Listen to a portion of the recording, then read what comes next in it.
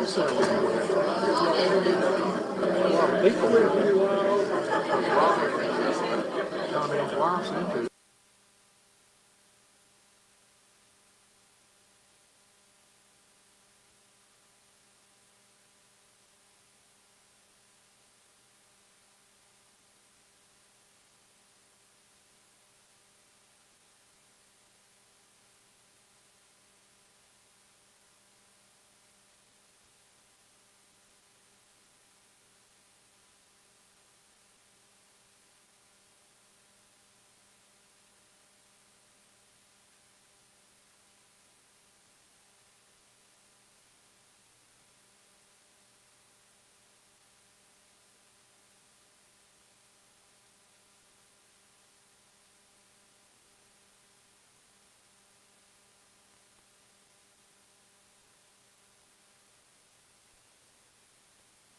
Journal, and later as an employee for the Tennessee Valley Authority.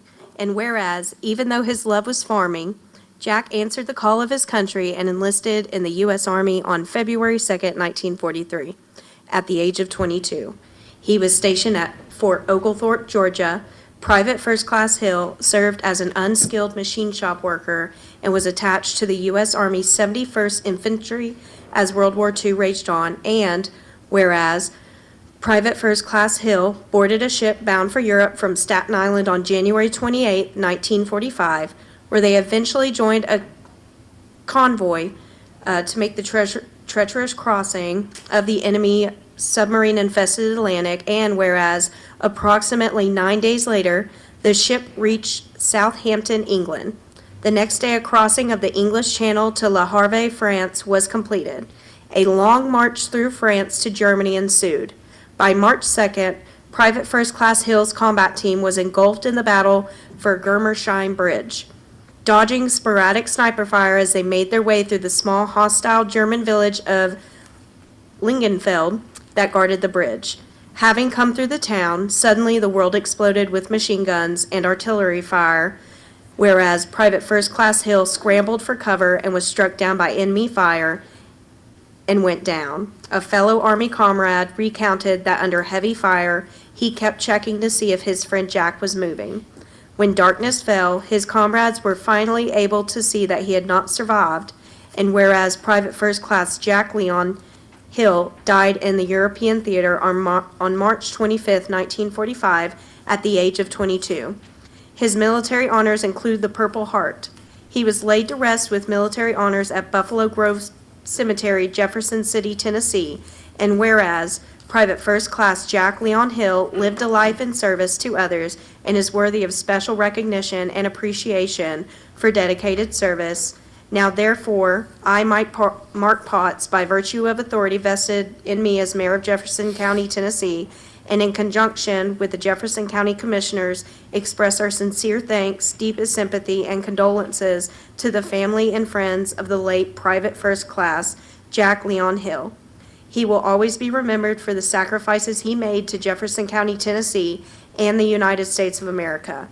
In witness whereof, I have hereunto set my hand and caused the seal of Jefferson County, Tennessee, to be affixed this 20th day of April in the year of our Lord, 2026.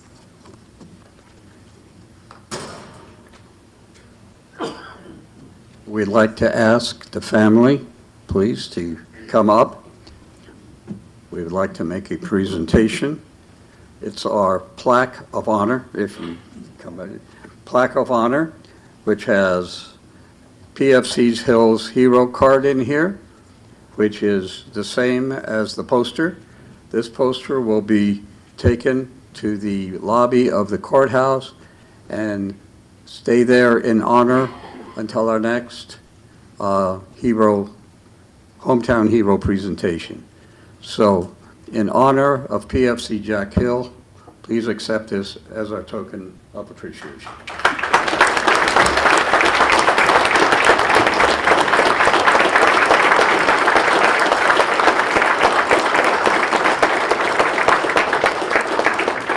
Thank you very much.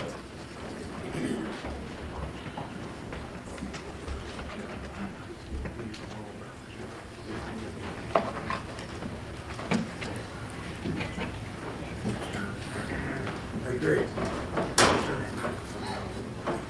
Hey, Doug. Doug.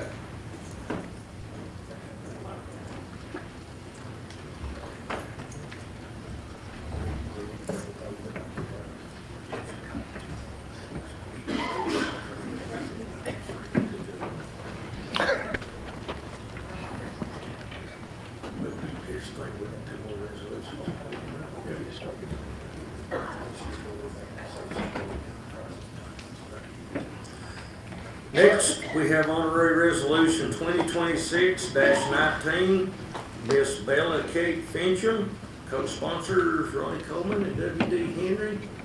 Would everyone please come to the podium? Is Miss Bella here?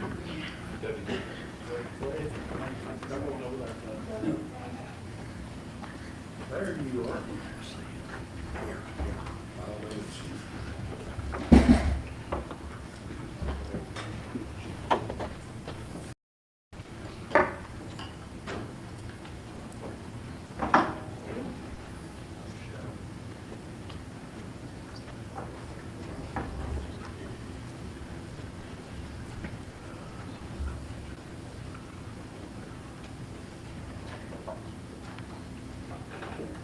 Miss Bella Kate, oftentimes we hear about all the bad that our youth do, and we need to celebrate our good that our youth do. And Commissioners Coleman and Henry that represent you agree with this.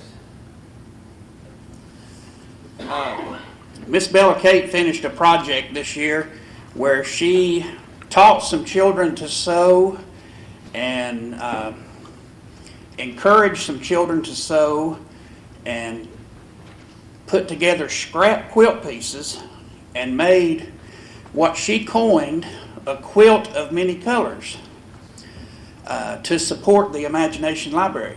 We have that quilt here tonight, and it was auctioned off at our chamber banquet, and it raised $1,000 for our Imagination Library. She did this in conjunction with 4-H and the Chamber of Commerce. Miss Robbins corrected me on everything I'm saying wrong. But this is Miss Bella Kate's quilt that she spent about 100 of her personal hours on, and we've got a resolution for her. It says, whereas Bella Kate Fincham is a 16-year-old high school junior, the daughter of Blake and Julia Fincham, and a resident of Jefferson County. And whereas Bella Kate Fincham has been actively involved in Jefferson County 4-H and the Tennessee 4-H State Council, having served this year as the Eastern Region Junior Representative and recently being elected as the Eastern Region All-Star Council Chief. And whereas Bella Kate Fincham recently completed a quilt project, having spent over 100 hours planning, designing, coordinating production, preparing quilt squares from scrap material, sewing and teaching others to sew to complete a quilt appropriately named the Quilt of Many Colors, that she then donated to be auctioned, raising $1,000 for the Jefferson County Imagination Library. And whereas Bella Kate Fincham is worthy of special recognition and appreciation for her creative initiative and dedication to raise money for the Imagination Library that will financially support the library's initiative for the children of Jefferson County. Now therefore be it resolved by the Jefferson County Commission that we publicly recognize and gratefully acknowledge the spirit, service, and leadership of Bella Kate Fincham for her dedication and tireless efforts in supporting the Jefferson County Imagination Library. Be it further resolved that this resolution be spread across the minutes of the Jefferson County Commission to be a permanent record of our gratitude and thanks. Adopted this 20th day of April, 2026.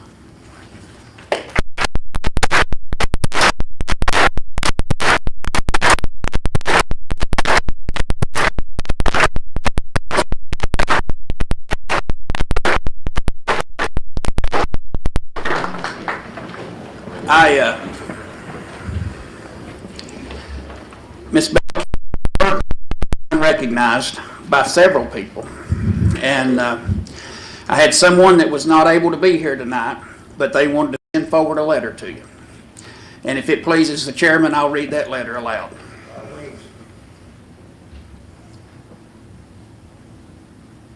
Give me just a minute. This one might choke me up a little bit. Dear Bella Kate, I just wanted to send you a little note to tell you how proud I am of you. I was touched to learn about the care, activity, and hard work you put into your quilting projects, and especially into your beautiful quilt of many colors in support of the Imagination Library in Jefferson County. What a special and meaningful way to use your talent to help children in your community. It is a wonderful thing to have a gift, but it is even more wonderful to use that gift to bless somebody else. You have done exactly that. Your initiative, your willingness to learn, and your heart for service say so much about the kind of young lady you are.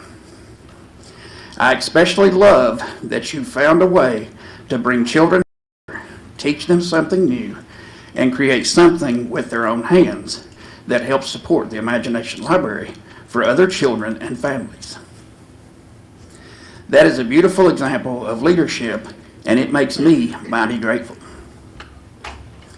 I am honored that the Imagination Library in Jefferson County was part of your project, and I'm thankful for your support. Keep dreaming big, keep using your talents, and keep doing good in this world. We need more people just like you. Love, Dolly.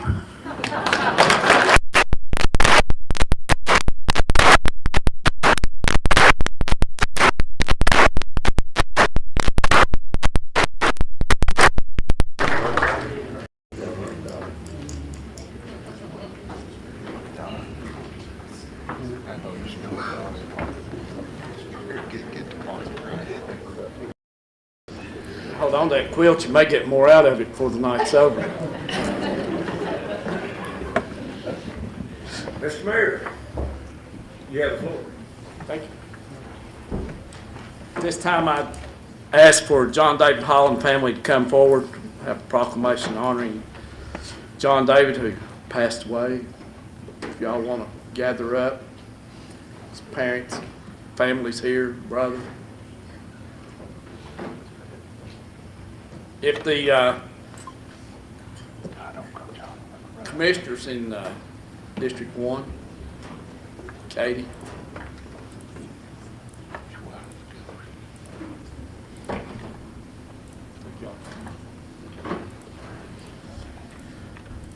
Whereas the safety and security of our community are maintained by the vigilant efforts of those who dedicate their lives to the protection of the public across every branch of emergency service.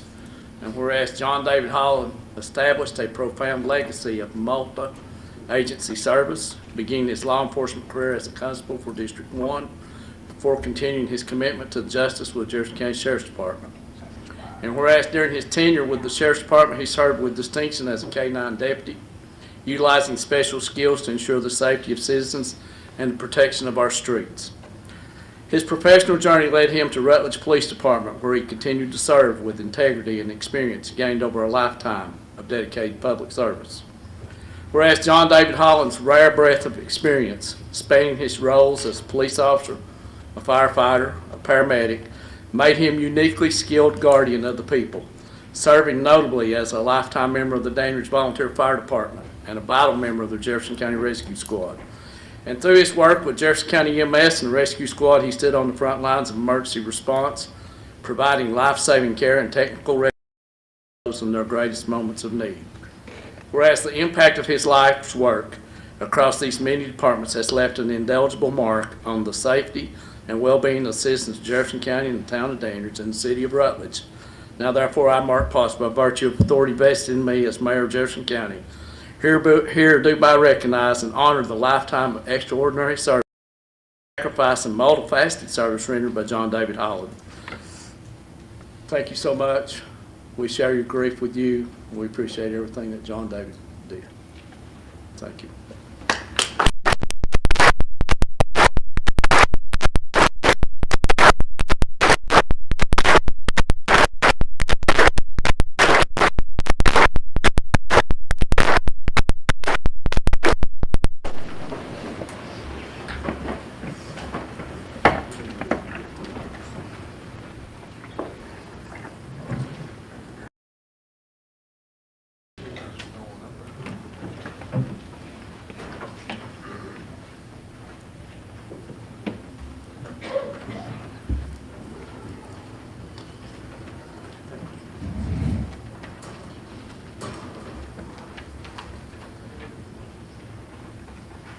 Seems like we do this more often than we would like these days.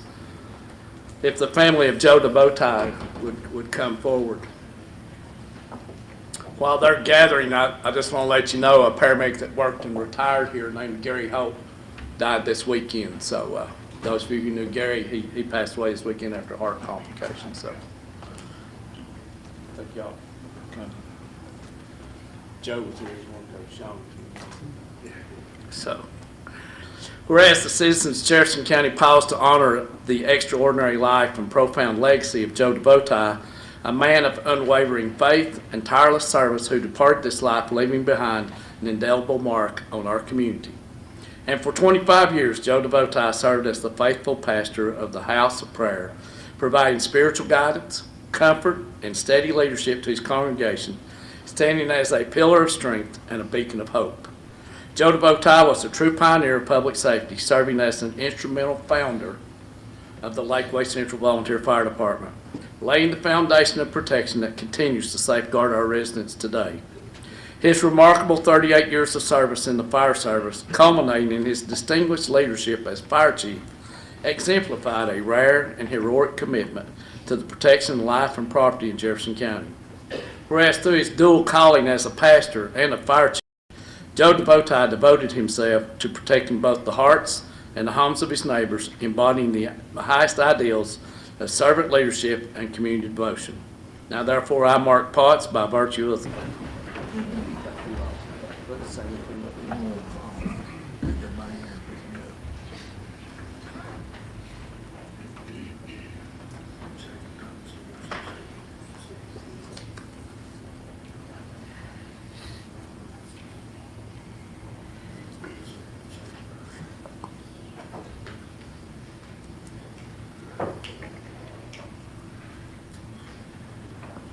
Mr. Chairman, that concludes the proclamations and resolutions. Thank you, Mr. Mayor.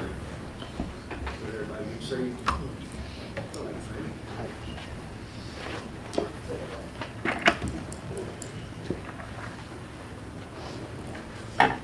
We do.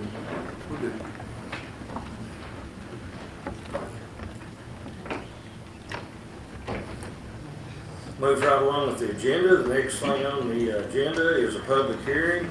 Resolution 2026-14A in session. Resolution amending the zoning map of Jefferson County, Tennessee by rezoning property from A1 agricultural forestry to C2 general commercial. Parcel number 4.71 acres, tax map 033 at 1639 West Highway 11E, New Market. Owners Appalachian Construction and Design. Is anyone here to speak to this resolution? Sir, come to the podium, please. State your name, address, what you got to talk about. I'm the owner. Did you fill out a right to speak? Nope, I'm just the owner here to represent. Sure. Hop right up there.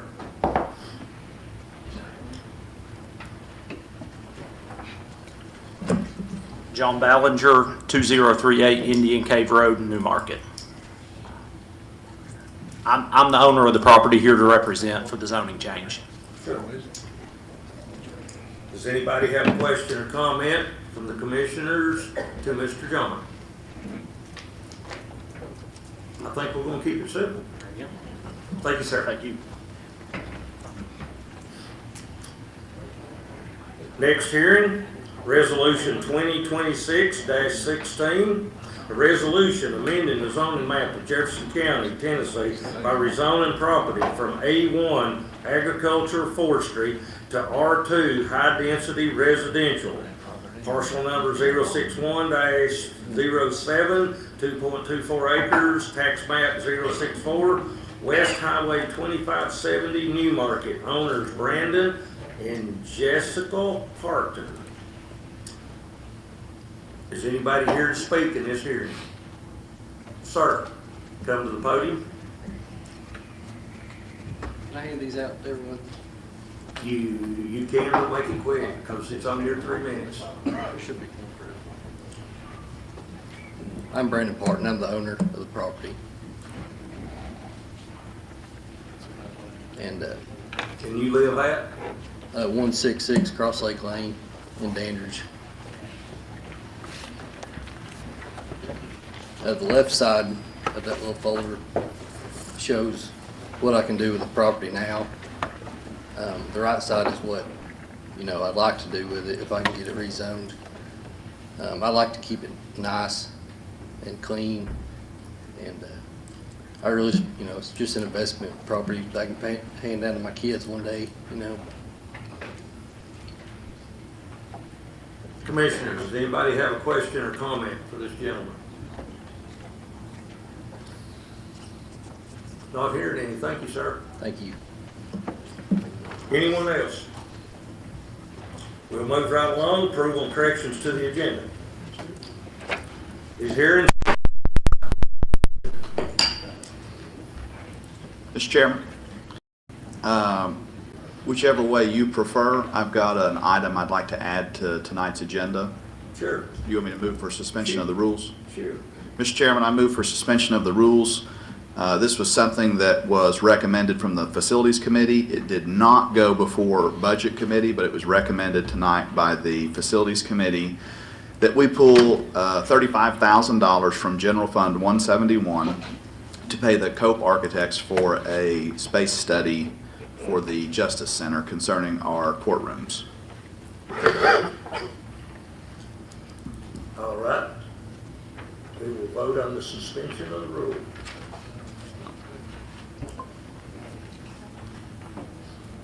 We have a motion on the floor, second, to suspend the rule.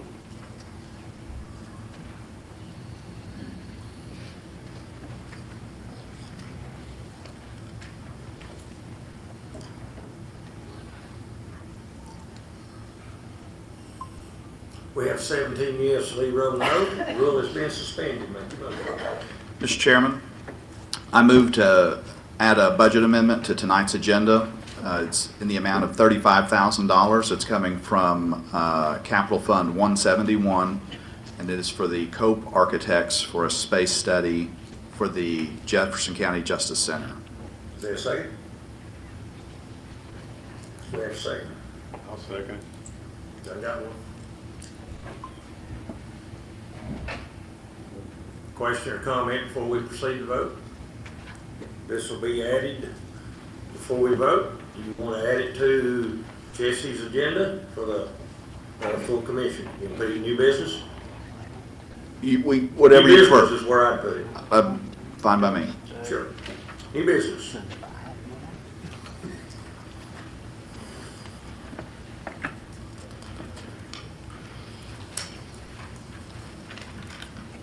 All right, if we can get everybody to vote.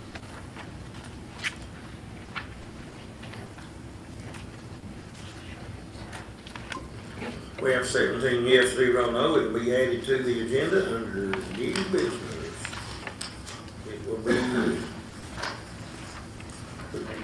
it'll be H.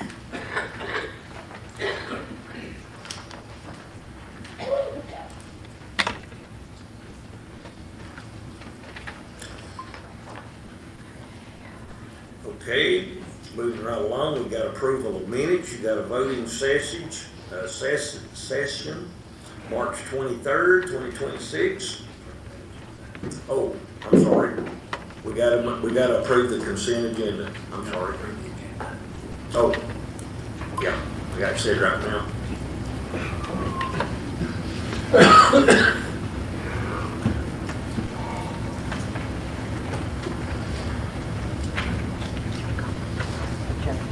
Need a vote, Joe. We have 17 yes, 0 no. Agenda is set. We don't got to do the consent, do we? You have approval of the minutes, voting session March 23rd, 2026, and you have a beer board March 23rd, 2026. Got a motion on the floor and a second. Proceed to vote. 17 yes, 0 no, passes. Now we are at appearance of citizens. The first on appearance of citizens would be Jacob Thompson. Come to the podium, state your name and address, what you want to talk about.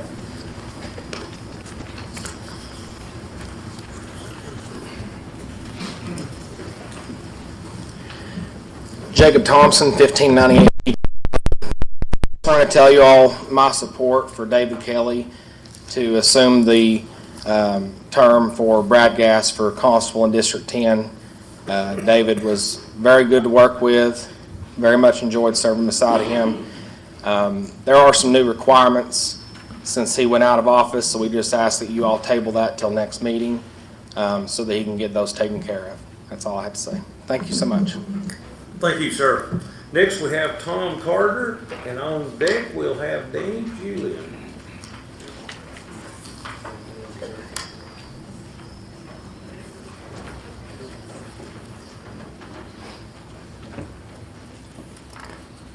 I'm here on behalf of the R2 zoning from A1 to R2 off of highway down there for Mr. Parton. I know there's been some concern about the high density, it being R2, but I just want to assure everyone that the density will be determined by the amount of fill line that someone can get in that zoning. I've heard somebody say there's going to be 40 apartments, you know, so many duplexes and things like this. There would be a restriction when you zone something R2 as far as how dense it could be. In this situation right here, Mr. Parton could put 2 duplexes on that property by subdividing, and his request is to put 2 triplexes. And I addressed this at the Planning Commission before they brought it to you all, and it was approved by the state planner to go ahead and zone this R2 and because of what's around there, density. You've got mobile home park, it's on 23 acres, and I think there's right at 55 homes there. You've got Berry Ridge, which has maybe 135 homes, which is, both those locations are no more than 1,000 feet from this location right here. So I'm the one that recommended him putting it to R2 for that simple reason, so he could get triplexes instead of duplexes. And I've got several other people, and most of these people are young people starting out, trying to better themselves with extra income later on down the road. And I think it'd be a shame that we limit people on just little bitty issues as far as a R1 from A1 to R2 zoning. And that's all I've got to say. Thank you, Mr. Carter. Danny Julian, on deck, we got Jim Fox. I'm Danny Julian, 1633 Muddy Creek Road, Dandridge, Tennessee. I was going to address the situation with the county workers' pay, the highway department, but I think that's already been taken care of, part of it. What I was wondering is, why can we not get revenue out of these campgrounds, charge the permanent campers that are in them, charge them $150, $200 a year to be a partial resident of Dandridge since they use our roads, our lakes?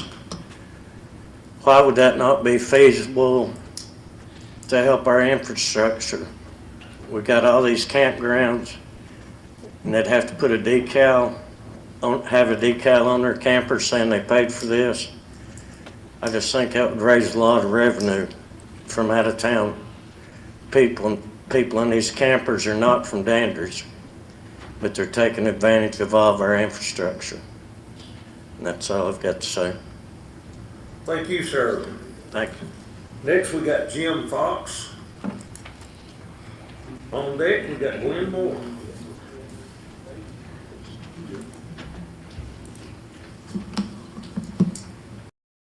Good evening. Thank you for allowing me to speak.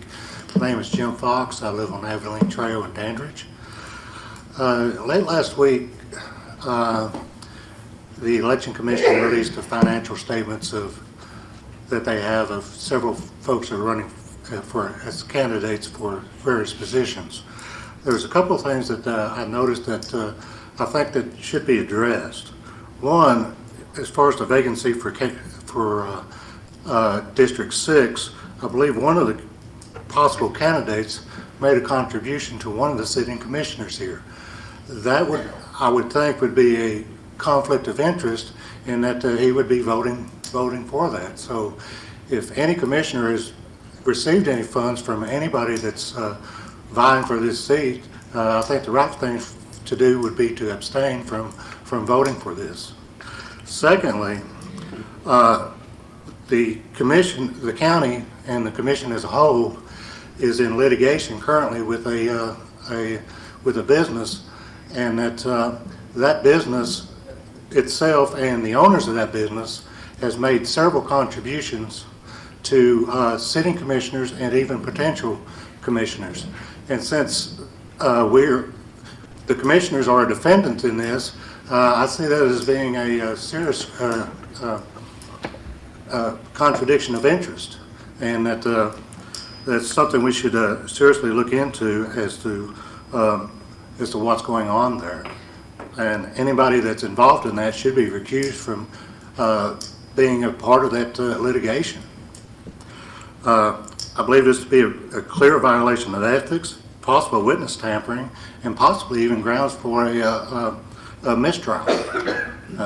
Appreciate it. I wish you'd look into it. Thank you for your time. Next, we have Glenn Moore. Next up, we have Charleston Berger on deck.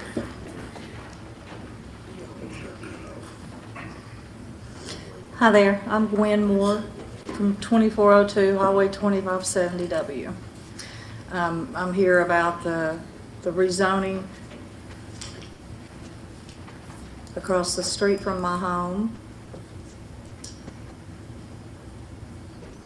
And I wanted to let you know I am opposed to it. I have reasons. And I don't know what they're planning on doing with it, but a lot of the neighborhood is concerned about it because of where it's at. The highway there is dangerous anyway. And I just want to speak my piece about it. Thank you. Thank you. Next, we have Charleston Berger on deck. We have Jim Snodgrass speaking on behalf of Jonathan Scott. Good afternoon, County Commission. My name is Charleston Berger. I live at 1817 Fain Cemetery Road, College. I spent the past several months studying the importance of local government and why both peers and adults around me fail to get involved at the local level to make the greatest impact they can. Through a countywide survey, interviews with residents and public officials in Jefferson County, I have confidently identified this central issue: a communication gap that limits public awareness of its true impact on local government. Despite the crucial role local government plays, my research suggests that many citizens continue to experience barriers of disengagement, as a lack of transparency in Jefferson County remains the status quo. To better understand this issue, I conducted an independent anonymous survey over a 55-day period, receiving responses from 122 Jefferson County residents, as well as interviews with citizens in each district. When examining trust in local government, respondents expressed mixed opinions. Some reported confidence at only 17%, while others disagreed and were more skeptical at 31%. When asked to judge County Commission's performance, respondents ranged from, quote, a decent job at 36% to, quote, a very poor job at 11%. Some respondents cited concerns such as, quote, too many commissioners, lack of follow-up, and county officials placing the interest of outside investors above the interest of citizens. Finally, question 7 asked, how can we get more citizens of Jefferson County involved? The most tangible action includes the creation of an HR department. Establishing a human resources department for the County Commission is one of many solutions proposed in my research that could truly help Jefferson County grow to reach its full potential. When speaking with Jefferson County Mayor Mark Potts on this issue, he noted the problem with approving a salary for a new HR department that simply isn't in the budget. However, this proposal could still be feasible by bringing in additional tax revenue.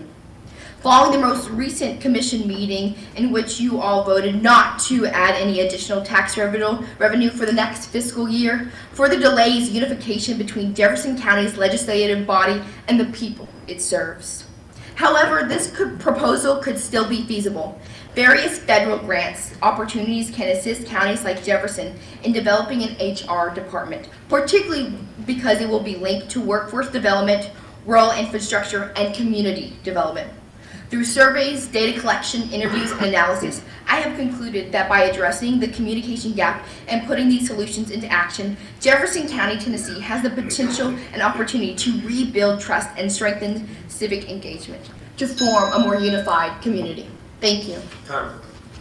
And my packet should also be in front of you. I had Mr. Snodgrass pass it down. Thank you.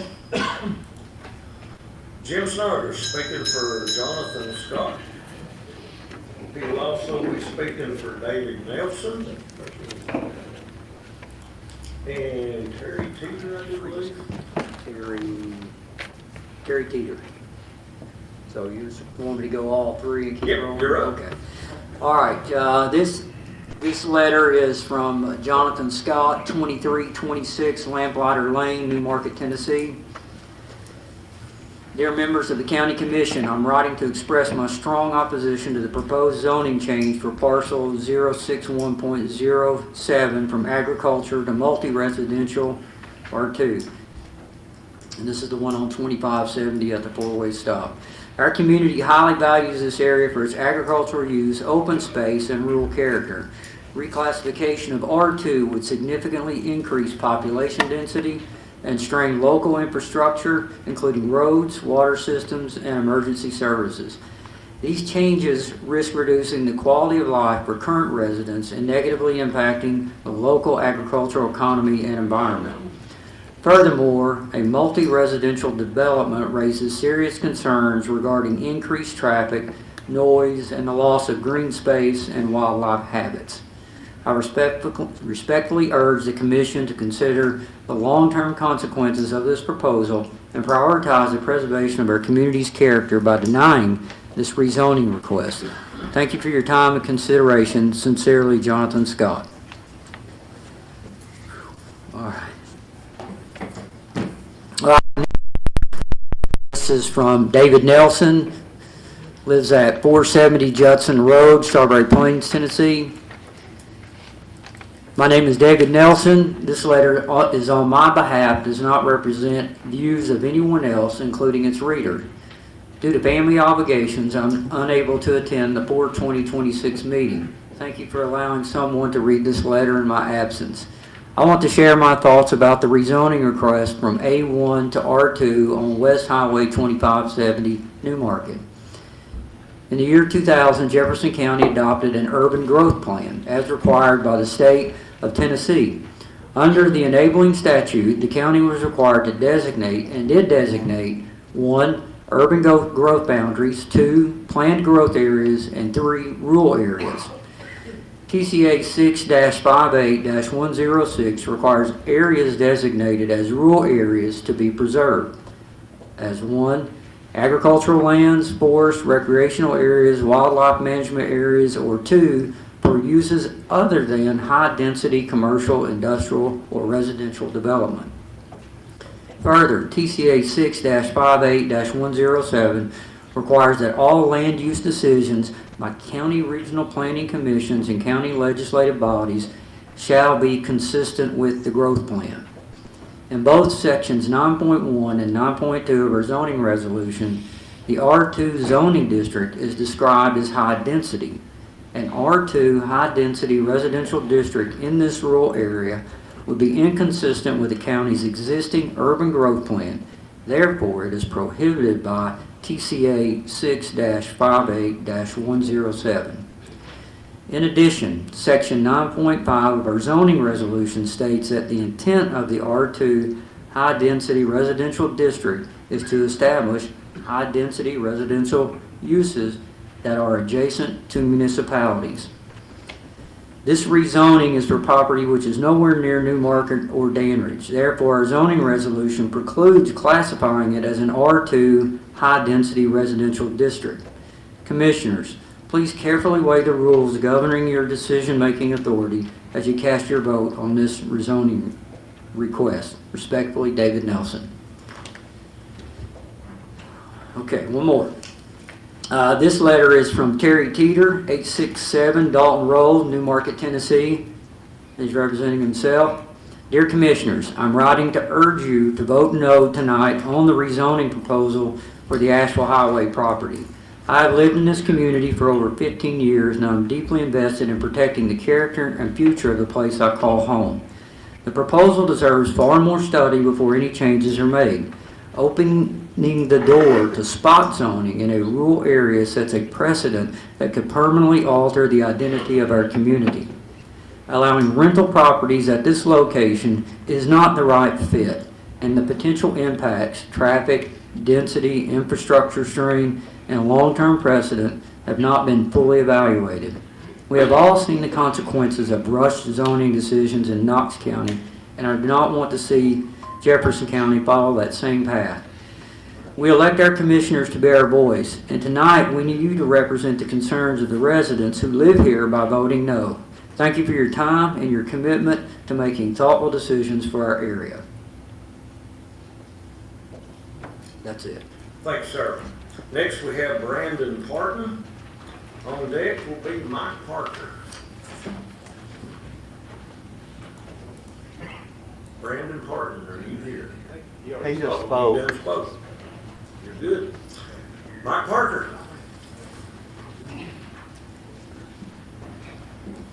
Good evening, Chairman, Commission. I'm here tonight to oppose the zoning of property at 2570.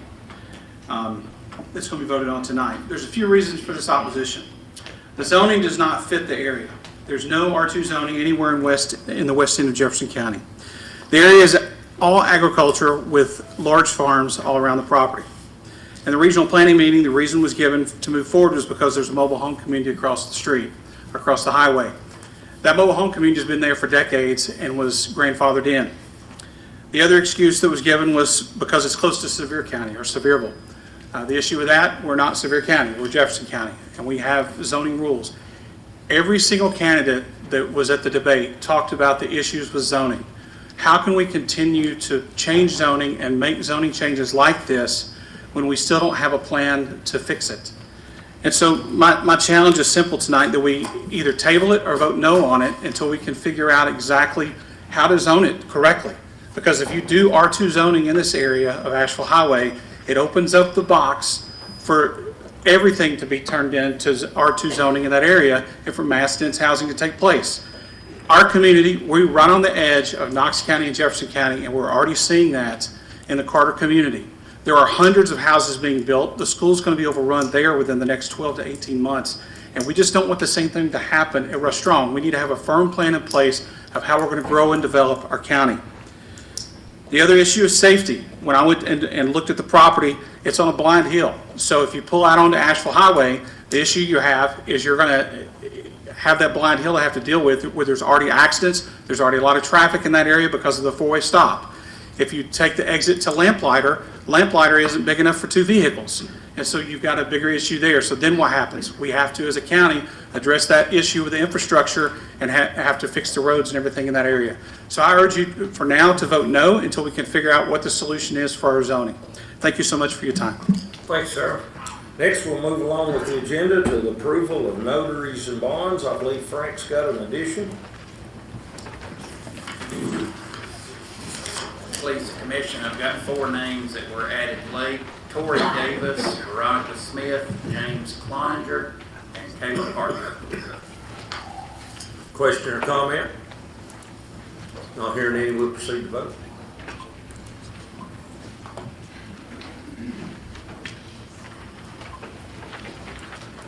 We have 17 yes, 0 no, passes. Next, we have nominating committee. You want to read them? Sure. You want to read them or you want me to? You can. You got it. We met tonight. We have County Board of Equalization, Bob Hardy, Bobby Rogers, Charles Briggs, Charles Crosby, and Ellie Smith. These are 2-year terms. All are previous members. And we also, this was recommended from the library board, Kay Rutherford, 726-629, Joe Payne, 726-629, Rex Kicks, 726-629, and Betty Kazarin, 725-628. All of them was approved. Mr. Chairman. Sir. It should be Craig Briggs instead of Charles Briggs. Craig? Okay, Craig, sorry about that. It's got Charles here. All right. Question or comment? Not hearing any, we'll proceed to vote.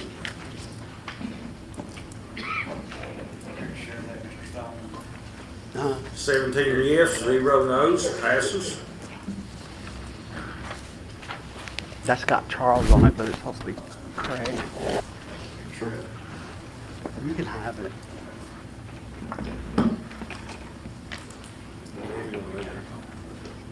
All right, next on the agenda, we have appointment of the 10th District Constable, and I believe we have an issue with that. Frank, can you enlighten us on that one?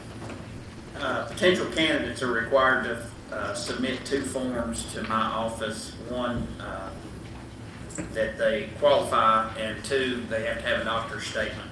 I had one candidate turn in the initial affidavit but was not able to get a doctor's statement. So at this time, we do not have a qualified candidate to appoint. I've spoken with Mr. Bugg, and we have met the timeline that he will have this on the August election, but we should still appoint, but possibly next month if we get a qualified candidate. I believe that candidate is working on getting the proper paperwork, but it's not, nothing has been filed as of yet. TCA says it should be filed prior to the election. So my understanding, we'd be unable to appoint tonight. All right, so the appointment for the 10th District Constable will be moved to the next month's agenda. Do you want a motion on it? I was going to move to postpone. You want a motion on it? I can just move it. Okay. Next, we got reports from elected officials and department heads. First in line is County Mayor Mark Potts. Thank you, Mr. Chairman and Commissioners. News from the legislature is not information that I want to give you or you want to hear, but the real estate transfer tax is dead again. So I got an email, we'll try again next year's budget, try to get that real estate transfer tax. As you know, it's about 1.2 million that would come directly to us. We collect it, send it to the state. What with it, they were using 50% of it. You know, you hired Mr. Seal as a lobbyist. We worked, all 95 counties worked, and it just did not happen. State doesn't want to give up that money. When you take 95 counties and you get $500,000 to $1 million, it's a little guarded. So anyway, just want to tell you that that's going forward. Also, place there that came from your courtroom security committee. It's on your desk. It talks about where the new judge and the expansion, the needs. They do not make a recommendation. They just say that personnel and equipment cannot make it secure the way the state wants. So that report is on your desk. It was given out. We just have to respond by December on that, and it's just a matter that you receive the report. Other than that, I have no other information. Question or comment for the mayor? Thanks, sir. Next, we have chairman's comments. James Carmichael, County Commission schedule. We have kicked around the ideas of different scheduling, and me personally, I think we need to go back to a work session. That's what I'd like to see, and I'd like to see it go back to the old schedule. And that is, we had roughly 8 meetings a year. The meetings that we would not have would be February, December, and August. And you would have a work session that would be scheduled like it used to be, before 1 week before the voting meeting. I feel that the commission needs it. You need to hash out everything at the work session, where when a voting meeting happens, we come in here, public comment, we vote, we go home. That's just the chairman's opinion. Floor is open to suggestions, or somebody make a motion. Comment. If we're going to make a change on something like this, why don't you put something in writing for us to actually see and touch? Waiting for the input. I'm just suggesting.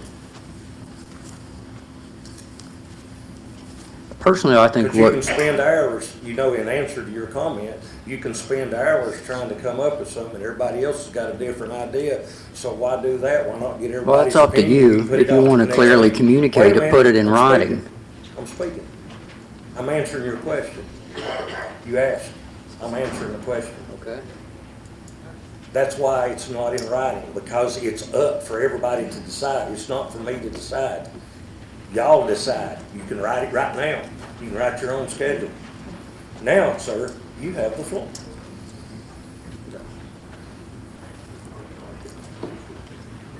Mr. Brooks.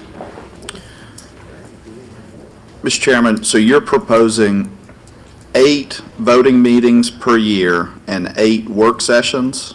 Yes. Okay. It would be a 2-meeting tandem. For y'all that wasn't here years ago. Yeah, I recall. We had a work session, and then a week later, the voting meeting is on the same like tonight. It was always the third Monday. But So it'd be the second Monday and the third Monday, would be your work session. If y'all want to alter that, that's up to you all. That's not up to me. I'm just the chairman. I enforce the rule you give me. Yeah. I've got no issues with the work sessions. I would like to see a voting meeting scheduled each month so that we can take care of business coming from other departments, such as the school board, the planning commission. I'd like to have meetings, and we can always cancel a meeting if there were to be no business, but I would like our yearly schedule to have a once a month. That's what Terry Dockery had proposed last year, and we've had some business to attend to every single month. So me personally, I would like to see we maintain 12 voting meetings, and I'm happy to have as many work sessions as people feel that we need. If we want to do it quarterly, if we want to do the 8 work sessions, but I strongly suggest that we stick with our 12 voting sessions per year. Well, to answer to that is years ago, we left the 3 months out because most people wanted Christmas off. February is really, there's not very much business happens in February, but in August, everybody's getting ready to go to school. They're all wanting to take their vacations, so we allowed everybody to schedule. Where when you schedule every month, your problem's going to be is we're stuck at 17 to 18 commissioners every month, you know, trying to get everybody here. So are you making a motion to do that? Yeah, I'd be happy to do that. We don't have an agenda item on it, but I'm happy to move that we approve a meeting schedule, 12 voting meetings and 8 work sessions for fiscal year 26-27. Is there a second? I'll second. Mr. Bales seconds it. Your motion. July 1st, yes, sir. Yeah, that is the start of the schedule. Sure. May I make a statement? Sure. The only thing that I would not like to see is we do what we normally did with work sessions. We come in and spend as little time as possible here. So these work sessions should be the kind where we actually do the business, and that way commissioners can be notified by citizens if they've got something that they want to make sure that we discuss or we point out. So it should be really classified as a working work session, not just let's, everything and go out the door and we vote the next week. That's just my opinion, and I'm putting it out there respectfully. Thank you, sir. Ms. Katie? Okay. I personally prefer the 8 meetings with a work session, because if you have meetings during 1 month with no work session, the same thing happens. You get in here and you're voting on stuff without any discussion. So, and we can always schedule a special called meeting if there's something urgent on the agenda. So my personal preference is I don't like meeting with a voting meeting without a work session at all. I think it's dysfunctional for us. The communication isn't there. The documentation is not available. So I don't want to support meeting without a work session, and I think when we had 8 meetings a year, that was sufficient for us to do our business effectively, because if you go to 12, then people don't want to meet 12 times a year with 12 work sessions. Thank you. Anyone else with a comment? Mr. Coleman? I also agree with the 8 meetings and 8 work sessions.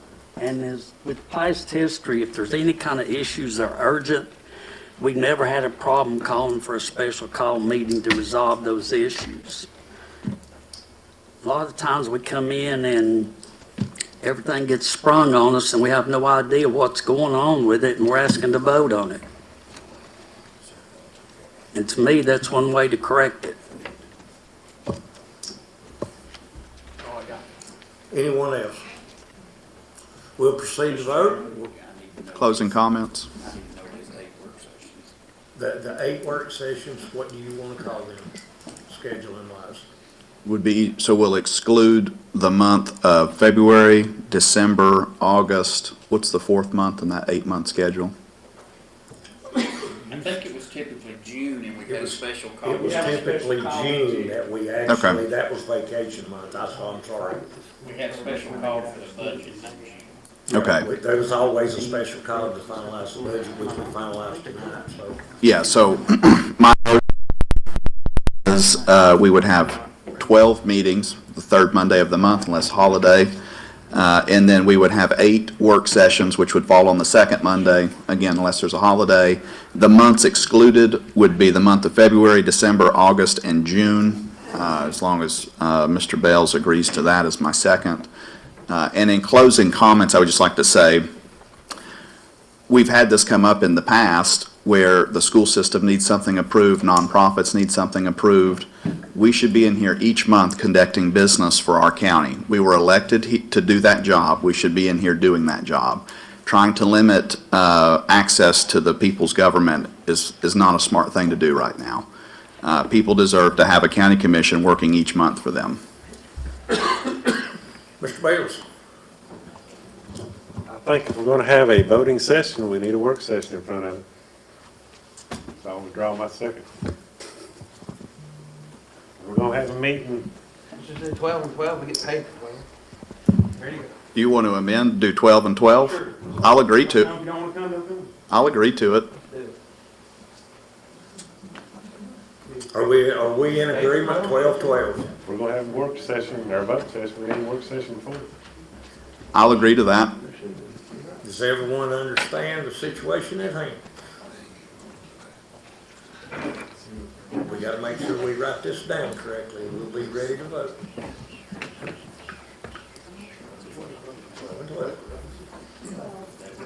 Does everyone understand what they're voting on? That's the new commission schedule. Will be 12 meetings, 12 work sessions. Greg Bird. Well, you just explained that because there were so many flying around. I didn't know what we decided to vote on. It's getting ridiculous. 12 work sessions, 12 voting. Whoa. Okay, you wanted to explain. You want to explain? You want me to? Yes, sir. 12 monthly meetings, 12 work sessions. If you don't like it, don't vote for it. We'll change and do something else. We will proceed to vote.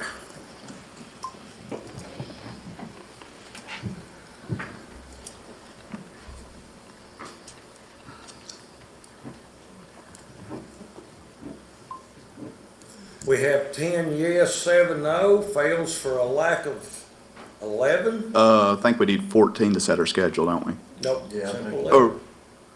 Oh, no, because it's... Simple 11. Okay. Simple 11. Okay. Does not pass, 10 yes, 7 no. Is there another motion on the floor? Katie? I'll make a motion. We go back to our old schedule, and I'm still not sure the months are right, so can we just... No, that is correct on the months. I just left June out what I did. That was my mistake. Okay, so you think it's So you got a motion on the February, floor in a second. May, June? Can you use your microphone?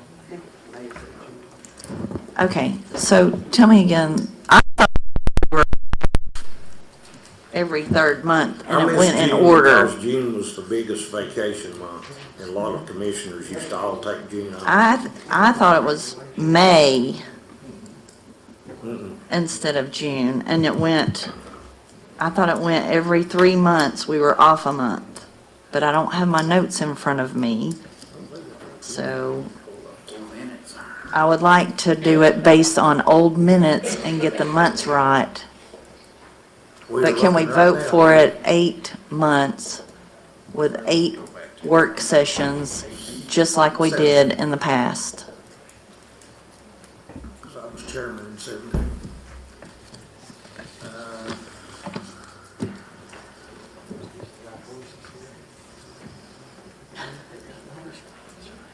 Anyone else have a comment while we're looking? Okay, 2017, we met in January. We did not meet in February. We met in March. We met in April. We did not meet in May. We met in June. That's a budget. We met in July. We did not meet in August. We met in September, October, and November. Did not meet in December. We did have 2 special call meetings in May of that year. That was in 2017.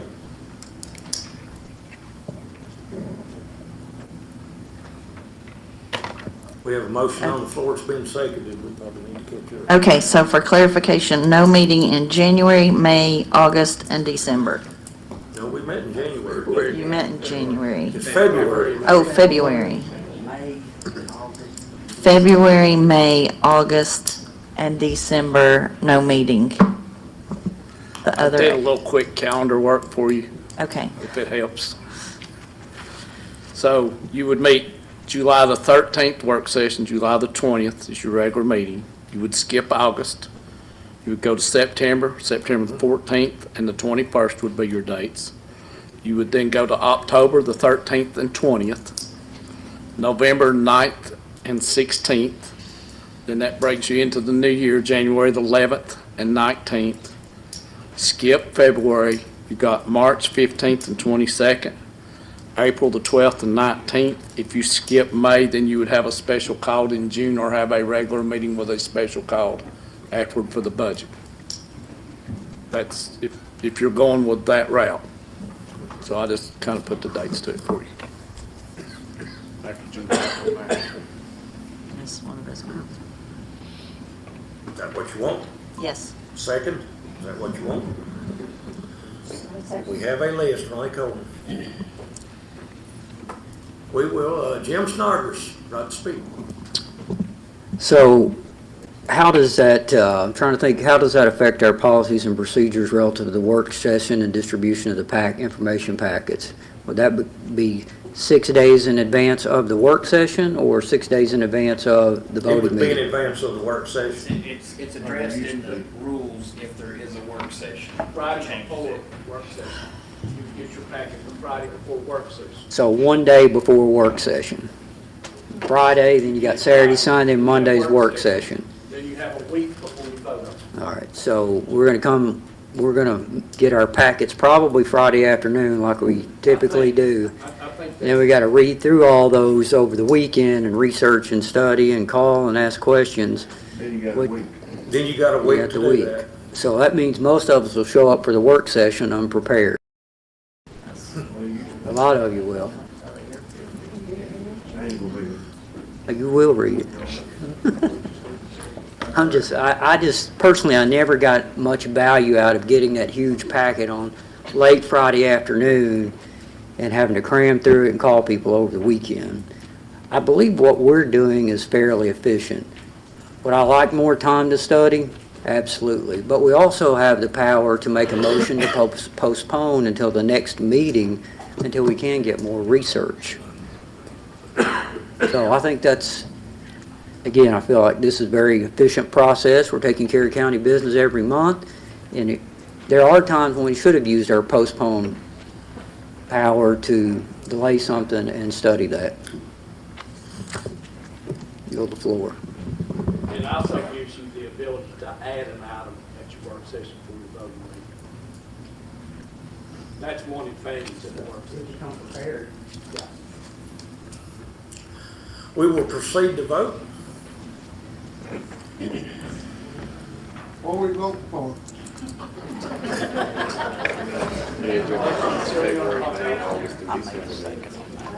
You made the second.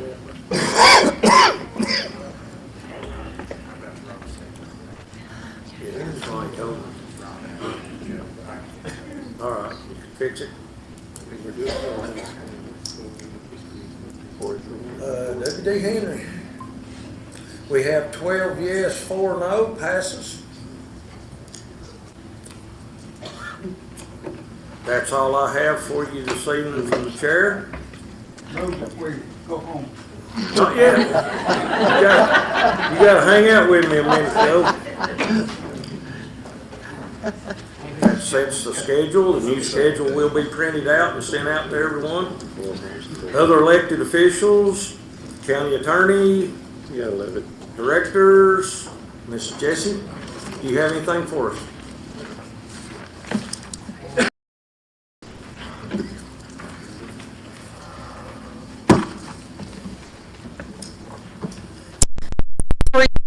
The February financials, I'll be happy to answer any questions if you have any on that. Anybody have a question for Jessica? Okay, the next item I do want to just take a moment. The refunding bond results memo was included in your packet. Just wanted to give you some feedback where we were, how we saved the county funding, and I appreciate your support on that. We did end up locking it in at a 3% rate. We were projected at 3.23%. So that's a positive, locking it in at a lower rate. We also were able to save the county over $4.2 million through the process. But through this process, we were able to improve our bond rating, and that's really what I want to brag on. So I do appreciate you all. This does reflect this body right here. And I'm probably in this room over this, and I understand that. A lot of people don't really understand it, and that's fine. But this is a big thing in my world. So we are now AA1. That's huge for this county. That's the highest rating our county has ever seen. And I just want to give the credit to you all. Moody's did identify how we got to this point. And they said, by conservative budgeting practices, it's you all, thank you. Prudent management of operations, that's our department heads and elected officials, and sustained growth in local tax revenues. It just said, over the past several years, management's disciplined approach has resulted in a materially strengthened balance sheet with available fund balance. And I just wanted to just say thank you guys. This is huge. This will help us in our future. And now we have the challenge of sustaining it and keeping it. So does anybody have any questions on what that means for our county? Remind them it's the best in the history of our county. The history, y'all. The best in the history of Jefferson County. So that's definitely brag worthy. I've got Steve working on an article for that. He doesn't know it yet, but because that's big. I think actually, if I may add, the best thing to me was that we have matched Knox County and Sevier County with all of their millions of dollars. We have the same rating as they do. Same bond rating. So that helps us in the future for any potential debt that we may have to go before. That helps us get a lower interest rate. We're more attractive. So it's just something to brag about. So I appreciate you all. Thank you. Thank you. Sure. We can take a lot of credit up here, but the finance department and Jesse under her leadership deserve a lot of credit too. And I want to say thank you publicly for what you do. And that's a tough job, but you're doing it with some qualifications and quality work in that department. Thank you. Tommy? I'm sorry, but I was about to hopscotch over you. No problem, no problem. Yes, I was asked to update on Jefferson Elementary School. First, I want to say, just reiterate, without finance department, we'd be going blind. They help us so much and get us on the right path. I also want to let Pop know that the high school baseball team just won district champs. Brody threw a no-hitter today, so I know you'd be interested. Yeah. But Jefferson Elementary School, I sent out just a little bit of information on that. As we've progressed along the path of finishing design development and moving to the construction document phase, we've seen that we're not going to finish that construction document phase probably till sometime in end of June, mid-July, sometime in that phase, and then that has to be bid out. So we pulled the abatement out of that package, and we have bid that separately. That is out for bid currently, and we expect those bids to be in May the 7th to evaluate those bids on May the 7th and award a bid, enter into contract so that we could abate that building over the summer while no one is present, and then whenever construction documents are finished, the project is bid out, a contract is awarded, it goes through county and school attorneys, finalized, then we could start that project and not have to worry about any abatement slowing that process down. Had some concerns asked at the board meeting just about, what happens if something doesn't come in, such as it delays more, comes in over budget. We can always reduce cost within a budget, and we have to abate the school. We need to make that happen anyway. So, we are separating those packages. We've talked to the board about that. They have the final say in that as far as moving that process along. But we look confident. We've had 2 companies express interest in abatement of that, and we'll find that out soon. But we've not come across any big issues along the way, so nothing major. So we've had some water infiltrating into the system, but we found those issues and solved them. There were some plumbing leaks and different things that we found inspecting. The sheriff helped us one day with a robot taking it through a tunnel, found some stuff. So that's helped us out a lot. But I'll be happy to answer any questions anybody may have. Question or comment? Mr. Rob? Hey, Director Arnold. Hey, The sir. restaurant is looking great. We like the awning out there. It looks nice. Thank you all for getting on that. I guess it's finished now or almost finished. Close. Mm-hmm. And the playgrounds are looking great. Thank you very much what you and the board are doing there. We appreciate it. Welcome, welcome. We try to, everything we touch, we try to make better today than it was yesterday, so, including our kids. Thank you, sir. Thank you. We will have a short 8 o'clock break, then we'll go.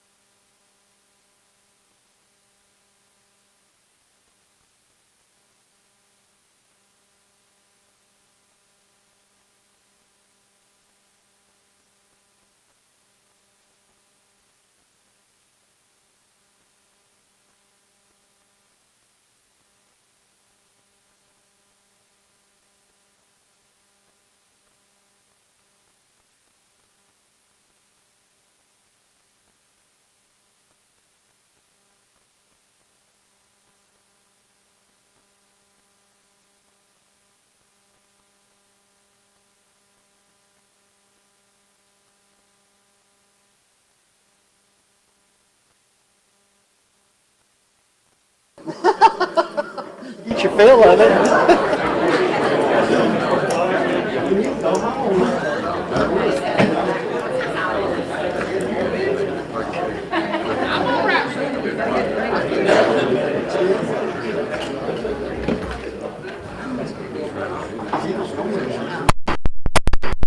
This meeting back to order.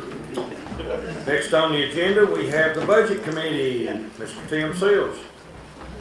Well, Jesse, you wanna, you have paperwork, I know. You don't have to come to voting. If I can stay seated, I'll be Yeah, you happy to can, lead yeah, you. you can. Okay, the Budget Committee did recommend all of the budget amendments that are presented before you. We can start with Fund 101, Amendment Number 20. There are 14 items. Balance usage is $37,444. Reserve balance usage of $54,004.18. Question or comment? Not hearing any, we'll proceed to vote.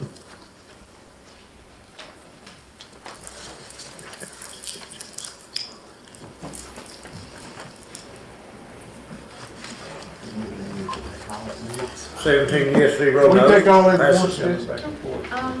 It's got fund balance in it. No. So Drug Fund 122, Amendment Number 4, no use of fund balance or reserves. This is bringing in funds where they sold a vehicle on gov deals. Question or comment? Proceed to vote.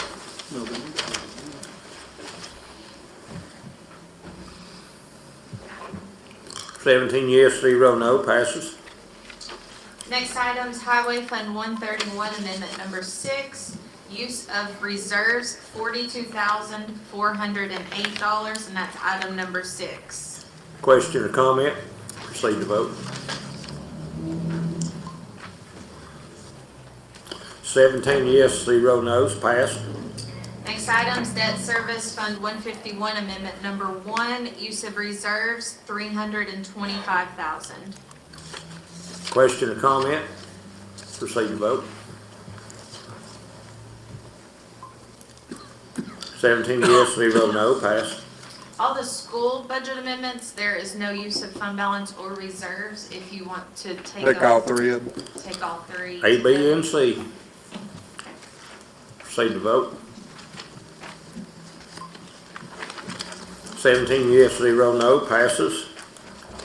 Policy review and updates.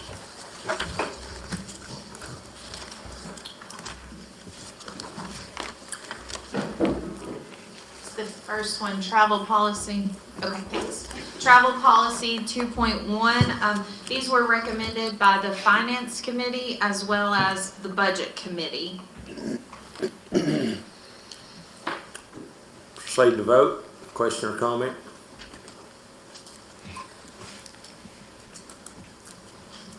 Seventeen yes, 0 no. Pass. Next. Okay, the next one is 4.1 fund balance policy. And this was as well recommended by the Finance Committee as well as the Budget Committee. Question or comment? Proceed to vote.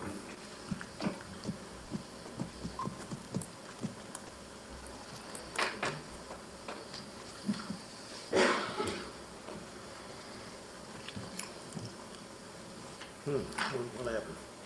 What? Next, we have 6.8 surplus policy. 4.3 debt 4.3. management policy. The proposed revisions on this policy, it does have to be approved each year, and that was CTAS recommendation on any of the proposed. Question or comment? Proceed to vote. And the next one? The next one is 6.8 surplus property policy. It was recommended by the Finance Committee, and it was Mr. Chairman, on a motion for Mr. Coleman, a second by me, we move this to full county commission with no recommendation.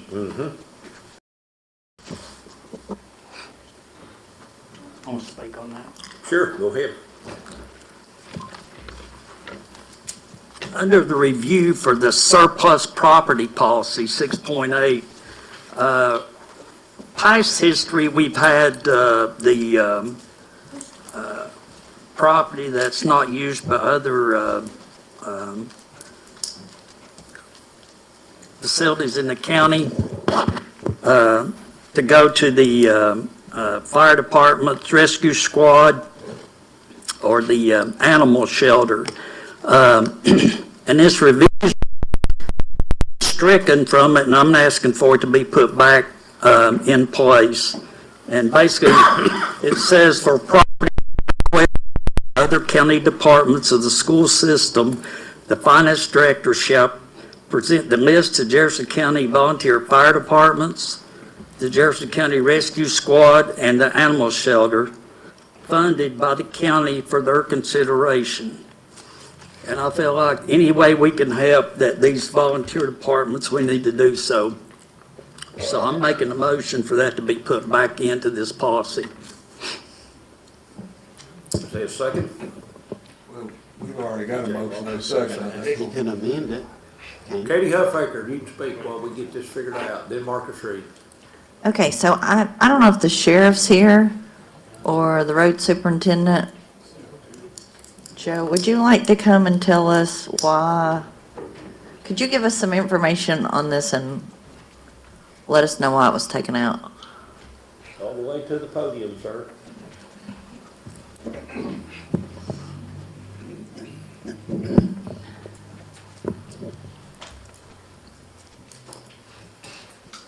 On that thing, like the fire departments can take it, but my problem with that is they're not, they don't gotta show what they do with it once they take it. I just think if they're gonna get something, they ought to be like my department and have to keep it and whatever. If it's sold, it comes back to us. But the way it is right now, they can take it and do what they want. So my understanding, that's what has happened in the past, right? Like you all didn't sell it, you gave it to somebody else that was non-government. And then when it got there, it got sold where you could have sold it and gotten the money for the county department. Is my understanding why this was taken out. If you got a fire department that needs to explore or something, then let them ask the departments and say, hey, we need to explore, can you donate one? Anyone else got a question for Joe? My question is, where did that happen at? Where did that happen at? Does that happen? How's it happen? That's what I've heard. I But ain't got I'm proof, but asking, I've heard is there any proof that that's happened? And as I said, I think as much volunteer services we get from the fire departments and the squad and the animal shelter, that we deserve to help them any way possible I'm we not can. saying don't help them, but I think they ought to stand. Well, if there's an issue with what they do with the property, then maybe we need to ask the county attorney to draw up a policy that once they're through with it, it's to be returned to the county. Well, that's, that'd be fine. My motion still stands to leave that in the policy as far as surplus property. Is it on some sort of list or Katie, rotation? you rest? Well, I wanted Still to have the floor. amend, I wanted to add the wording, what Ronnie just said, where somewhere in there, if it goes to another entity, fire department, rescue squad, care, that when they surplus it again, they have to let us know. So I would like to add that wording in this motion in the document. Well, why not just come back to the county? Yeah, or come back to the county. Okay. You good with that? I'm good with that. I'm good with the second on that. You All right. don't need to amend it. Okay, Tim, was you going to speak? Because Al got Blevins was up and now he's gone. We're about to get scattered out here. So you're accepting her amendment? Well, You're accepting? Yes. Okay. Yeah, and I second it. Okay. can we just roll this to next meeting? Because it's not We can deal with it urgent right now. to, but that way we don't read it before we vote on it. I mean, Can Frank not do that now? We can do that right now. okay. See no problem with it. But if you're asking the county attorney to comment in about this to write it up, we'll have to move it to the next meeting. Would that not be right, Doug? Yep. So we will, if you want to postpone or send it to the next meeting, we can deal with it then. Okay, I got Marcus here. Is that you want Marcus? Can I get Eric to speak, please? Sure, Eric, come on up. You and Joe can swap places. Thank you.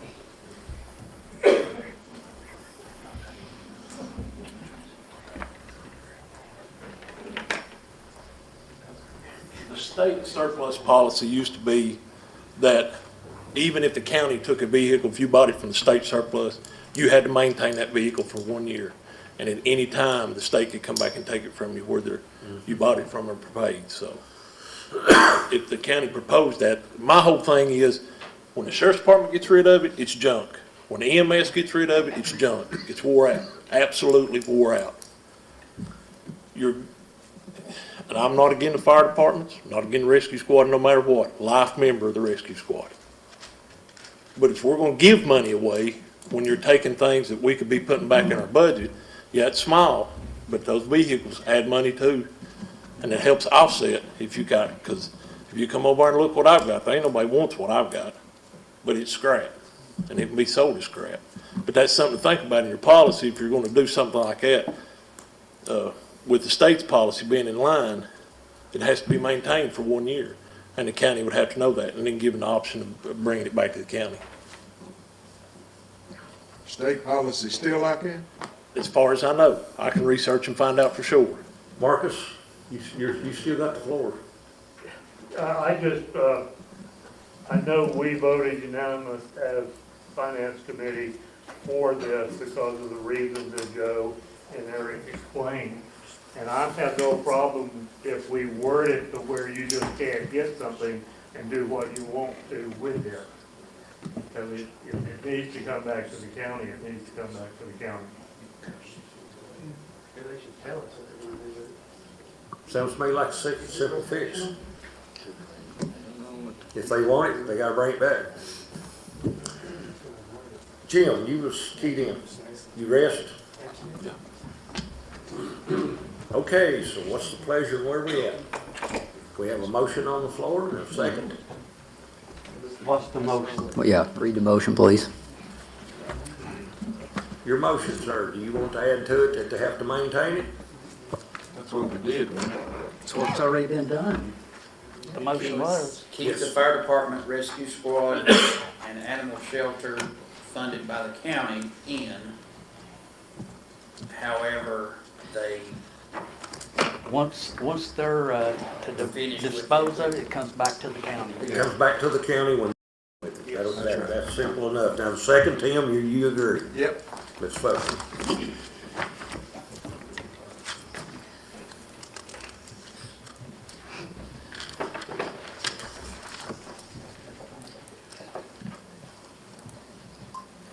Proceed to vote.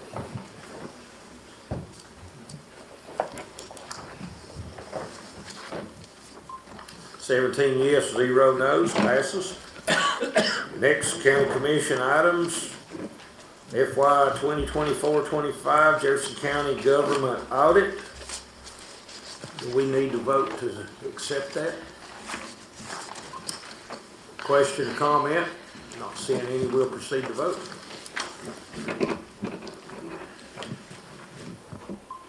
Seventeen yes, 0 no, passes. Debt obligation report. We have a motion on the floor, it's been seconded. Question or comment, proceed to vote.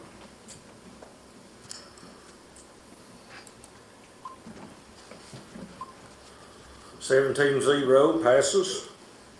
We go down to nonprofits, fire rescue, libraries. Old business. We are at old business, appointment of the 6th District Commissioner. I make a motion, we table it till next month. Till next month. Yeah, is that? We have a motion on the floor Is to that what send they it to said they next wanted month. to wait, give a month for them to Right. get their paperwork in? Got a motion on the floor. The constable, that's constable. You're doing the same for the commissioner. Okay, my bad. The only thing is, we have a time constraint Yeah. that we got to deal with. It's 120 days, Frank. And we're gonna be at the limit at that, so. Mr. Snodgrass, I'd like to nominate Mike Parker. he made a motion to table, so we'll have to deal with that first. He done Was it for the everything. commissioner or for the constable? I withdraw my Somebody's gonna motion. be winning in a He month. withdrew his motion, so I'll nominate Mike Parker. You gonna nominate Mike Parker? That's what, yes. We have a nomination on the floor for Mike Parker. Mr. Chairman, Sir, I'd like to nominate Robert Bruner. we have a nomination on the floor for Robert Bruner. Second. We have a second by Ronnie Coleman. Second. I think he did, but I just asked him. I would like to suggest that we hear from each one of them again, because this is extremely important. Does anyone object? Sir? I would, before we go that, I have a letter from Ransom Douglas he asked me to read tonight. Is that acceptable? That'll be acceptable right now. I'm on it. Not in a minute. All right. As my step down as the 6th District County Commissioner as required by state law. Serving this county has been an honor, and I remain deeply committed to its continued growth, stability, and success. As I consider who would be best suited to fill the remainder of my term, I felt it was important to support someone who not only understands the needs of our community, but who also possesses the character and mindset necessary to lead effectively. For these reasons, I once again would like to express my support for Mike Parker. Mike is a man of strong character and integrity, qualities that are essential in public service. He approaches challenges with a forward-thinking perspective and is willing to engage in respectful, meaningful discussions even when opinions differ. In a time when division has become increasingly common within our elected bodies, Mike stands out as someone who prioritizes collaboration and thoughtful dialogue. I firmly believe that Mike will approach decisions with best interests of the entire county in mind, rather than personal benefit. His willingness to listen, share ideas, and work toward solutions that positively impact all citizens makes him well qualified to serve in this role. Our county deserves leadership that is focused, fair, and committed to progress. I'm confident that Mike Parker embodies these values and will serve our community with dedication and purpose. Respectfully, Ransom Douglas. Now, we'll proceed to vote. Thank you, sir. Mr. Blevins? Thank you, Mr. Chairman. Nothing's changed in the whole situation. Two of you will win in May, you and Bruner, Parker and Bruner, and you'll face me in August. Nothing's changed in that. We're still the only 3 people in this room that will go against each other. So if you want to be voices for the district so much, like you say, I would ask you to wait till May. Wait till the election in May, and whoever's first, I'll nominate you, and we'll be partners till August, and then we'll have a 3, we'll all 3 go at it and see who wins. I don't see the necessity to do this when I hear equally from both sides in my district. What am I supposed to do? I'm the only one in here who has to face all of you, both of you, in August.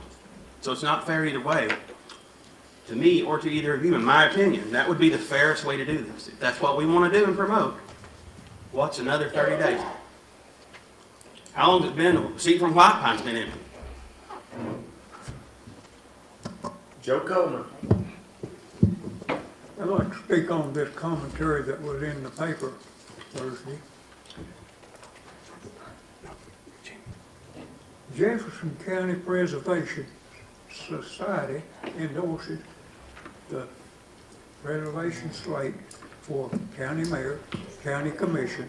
All these people, they put in the paper here, and this Joe, Jefferson we got to County, stay on point here. this Jefferson County Preservation Society, I don't know what their, where their power comes from. I don't know anything about it. But they're endorsing certain candidates here, and everything is going to change in this August election. And you can be assured of that. It will change. Now, the decisions you make tonight might not be good after August. I don't know what you're going to do, but you better be making the right decisions for Jefferson County because it is changing. Thank you, sir. We will proceed to vote. Your name will be called. Can we hear him speak again? Oh, usually you was want to have respect. Does anybody object to both candidates speaking? There's not an objection. Mr. Parker, come to the microphone. Katie, Can I speak? you speaking to him? No, I pushed the button before you said. Oh, I didn't see it. I'm sorry. Hold up just a minute, Mr. Parker. Just hang loose, Katie. I'm sorry, I didn't see the little light come on. So I want to move to table what Rob recommended, and since Doug's in the room, he can tell us if that's according to state law or not, if we can move to table it. Okay, the problem is, we have to vote, just let me interject right here, Chairman. We have to vote someone in as quick as possible. That is the rules. We have 120 days to do that. We have to hold a vote tonight. If you No, we don't. If you vote, No, we don't. whatever how you want to vote, vote whatever how you want to vote. We have to hold a vote tonight? I don't think so. You're out of line. Katie, you have the floor. Okay, so how many days has it been Yes. since our last meeting? 60. I'm gonna Since say our last 30. meeting, 60? No, No, No, 30. we voted. It's been at least 30. And the election will fall in 120 days, we can do that. so my question is, will we be within the 120-day window if we seat the person in May and do it by popular vote from the district on the primary? And if we're in the 120 days, I would like to move to table it. Hold on one second. Doug Grannon, would you please? I'm not sure if Frank would know if we're either within the 120 days or we're not, right? May will be within the 120 days. I've done the math, but May would be your deadline. The meeting would fall within the 120 days. Except in Davidson and Shelby counties, the county commission must fill a vacancy within 120 days of receiving notice from the county clerk, unless during that time there is a general election scheduled in the county and there is sufficient time for the vacancy to be placed on the ballot. When was the notice? It was within the, it was prior to the March meeting, so. The way I looked at the July meeting would be after the 120 days. Please let them do it, please. That way nobody, they pick. They waited this long, are you okay with that? I mean, let people pick who you want to represent. Did you make a motion? You making a motion? I'm making a table if I'll second it. Are you tabling to kill, or do you table with the next date in mind? Because Robert's rule says you can't table to kill. No, you don't need to table this. It needs to be moved to the next meeting if that's what you want to do. That's postponed. That's what I want Table to to kill do. won't work with me. No, I don't want to kill it. I want to postpone it, if that's the proper terminology, Postpone would be. until the May commission meeting. I'll second it. We have a motion on the floor to postpone. A second. Question or comment? Yes, I'm sorry. Go ahead, WD was first. I would just like Ms. Katie to clarify the purpose behind postponing another 30 days. Okay. This is my clarification. I don't Facebook, and I'm not going to, but I don't think kind words have been said back and forth over multiple issues lately, and I think the district will show who the popular vote is, and we will go by what the district shows, and that will help us determine. We voted on it before 2-3 times. We didn't get enough votes. Most likely the same thing's going to happen again. So we can sit here and argue about it and debate, or we can let the citizens in the district help guide us in a direction of what to do next meeting, and that's my reasoning. Yep, you're number 3, so that Randy and WD is actually ahead of you, but you've done spoke. So Randy, go ahead and speak. No, I hate to say it, but I agree with Rob.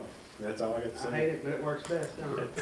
Repeat. Agree on that. Repeat. Randy, what'd you say? I agree with Rob, let's postpone it. or- Okay. and let Debbie it D. sit. Henry, you're next. I call for the question, let's vote. That done it. If you're for the postponement, vote yes. If you're against it, vote no. Just hold up here a second, we gotta play catch. Sorry, playing, but make it to me.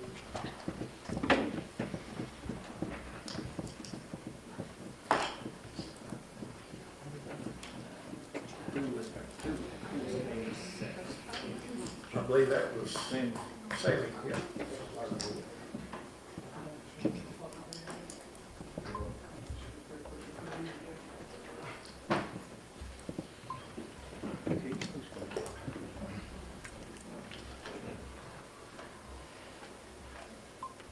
We have 12 yes, 5 no. Postpone the next meeting. Next, we have new business, Resolution 2026-13, resolution to adopt a fee schedule update for the Jefferson County Department of Environmental Health. Second reading.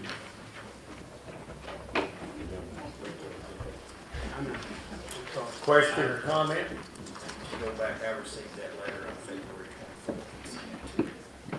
So February the 24th is we started the countdown.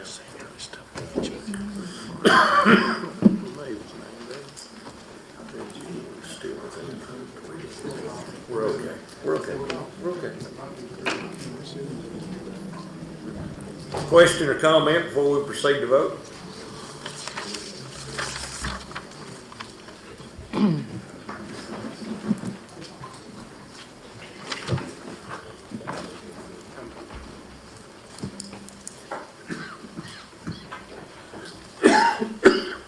AJ.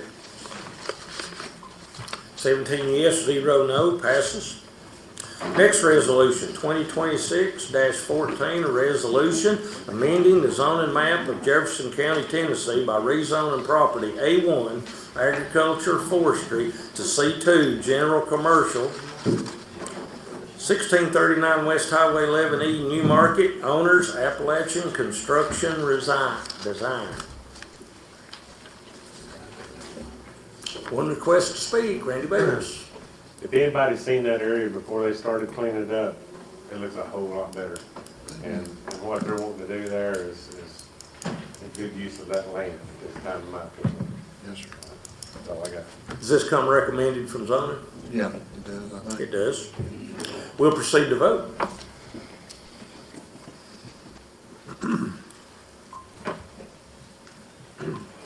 Seventeen yes, 0 no. Resolution passes. Next resolution. A resolution amending the zoning map of Jefferson County, Tennessee by rezoning property from A1 Agricultural Forestry to R2 High Density Residential. West Highway 2570, New Market, owners Brandon and Jessica Parton. No request to speak, we'll proceed to vote. What's motion? My motion is to deny this to R2. No, I'm out. Yeah, I figured you would be. I thought he was making the motion to approve.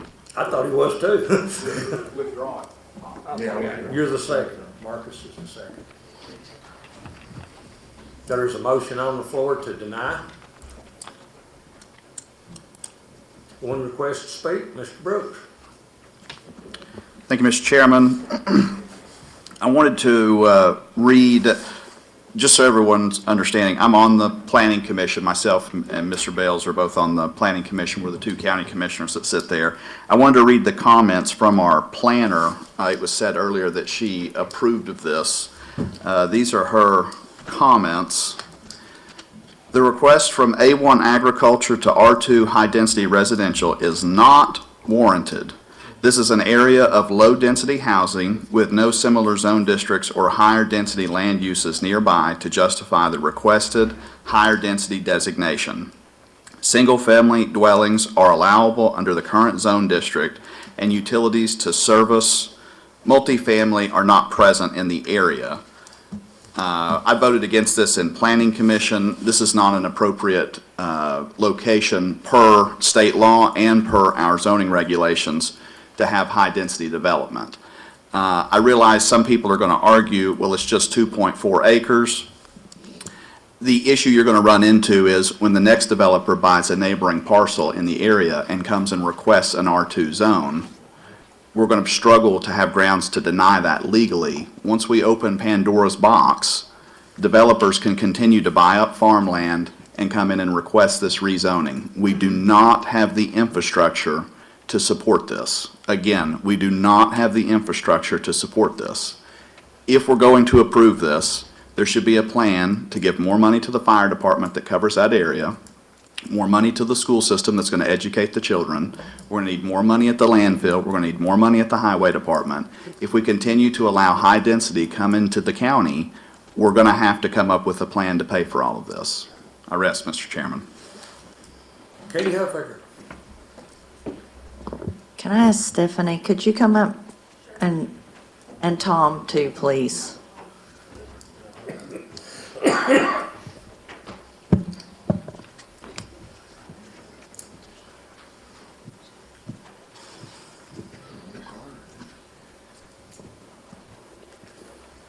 So my understanding was the planner approved it, or she recommended it in the... Brooks's comments were what her comments were before she went out and looked at the property.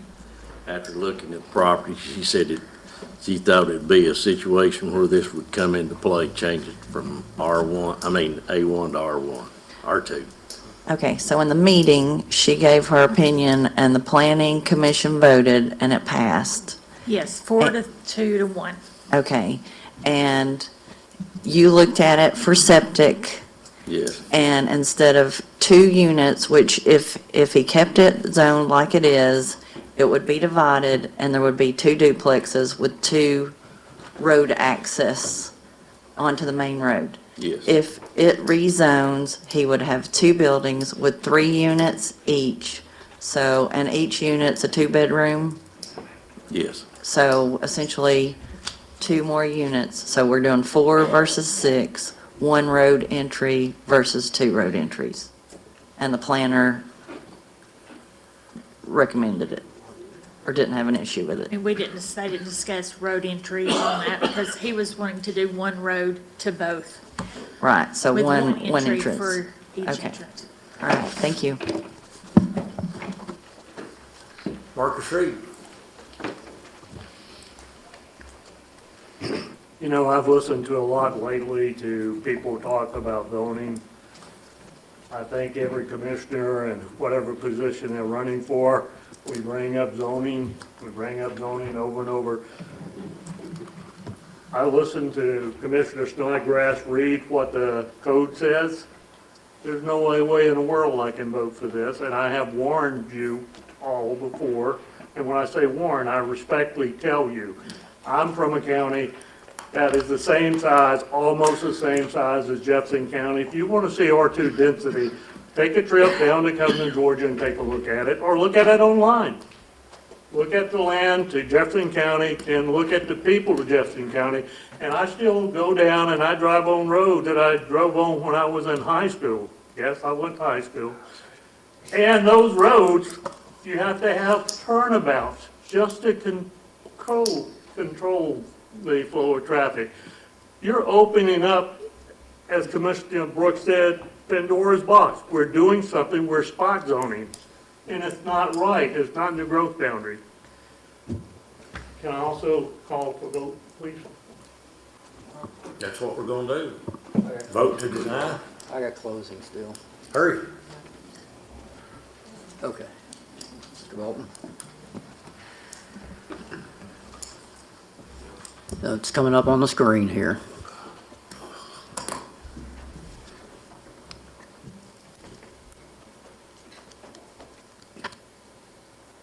Nope, sorry. Looks like a dead screen. Well. It's there.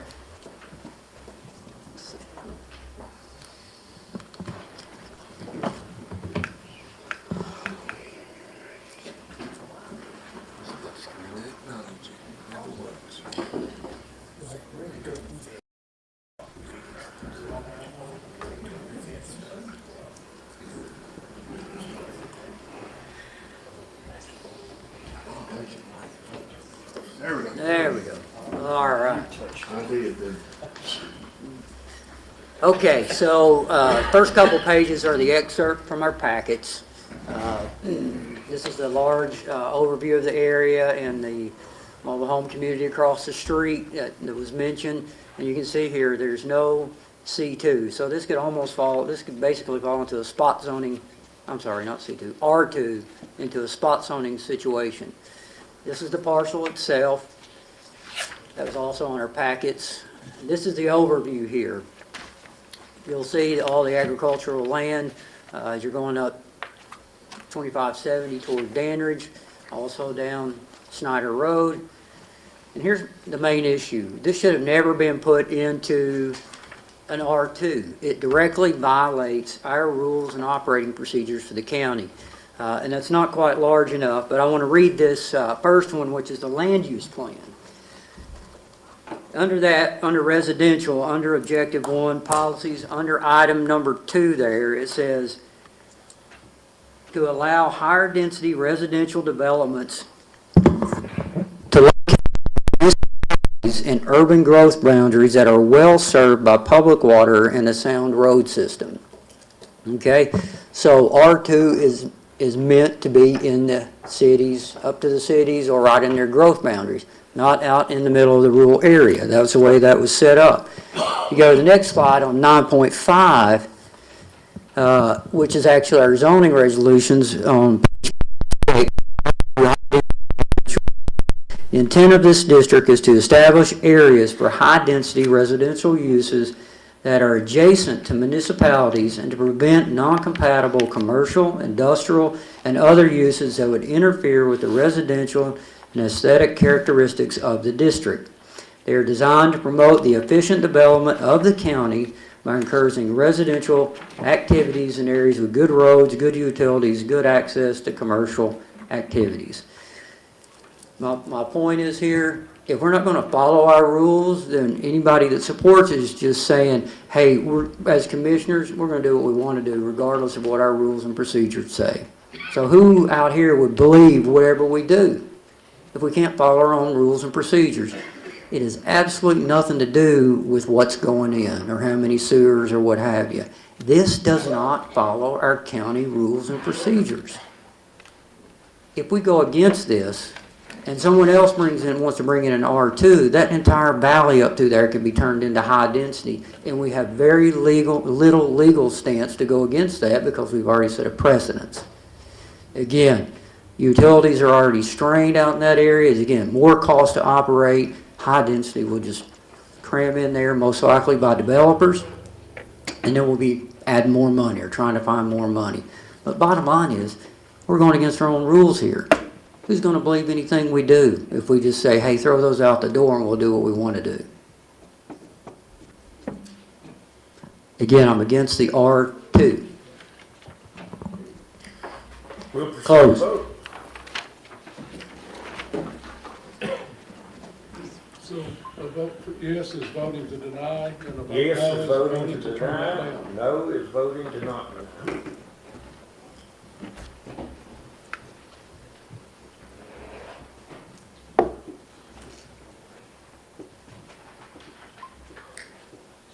You got 9 yes, 7 no, does not pass, fails to get 11.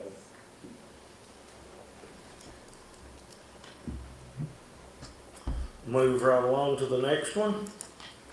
Kevin.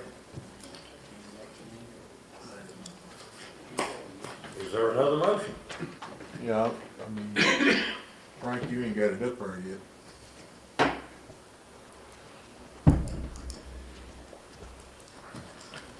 What's your motion, and I'll put it. I'll make a motion, we approve it. We've got a motion on the floor to approve it. Is there a second? Second. Got a second by Mr. John. I think we've done talked enough. We'll proceed to vote when we get ready.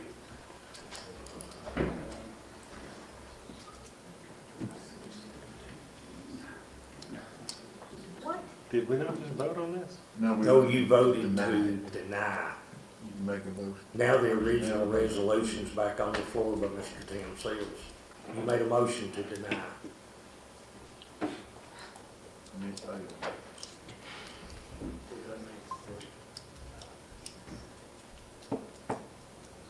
The second of Mr. Jones.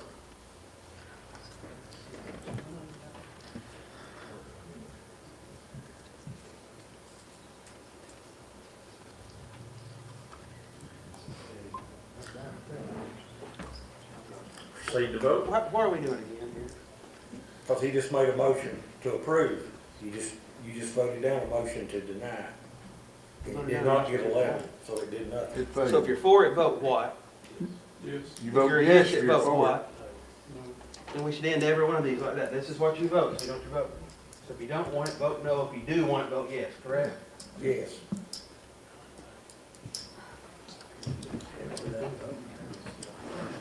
That's right. Still got to vote. If you have 7 yes, 9 no's, it gets 11, dead issue. Next, resolution 2026-17, resolution declaring a surplus to authorize Jefferson County Sheriff's Office to surplus dispose of said equipment. Mr. Chairman, Sure. if it's acceptable with you and the commission, I would like to move that we accept items D through G, on one motion. That's If what I was that fixing to read, sir. highly acceptable. Does anyone have a problem? So moved, Mr. Chairman. Just remind you, we do have an item H. We'll proceed to vote.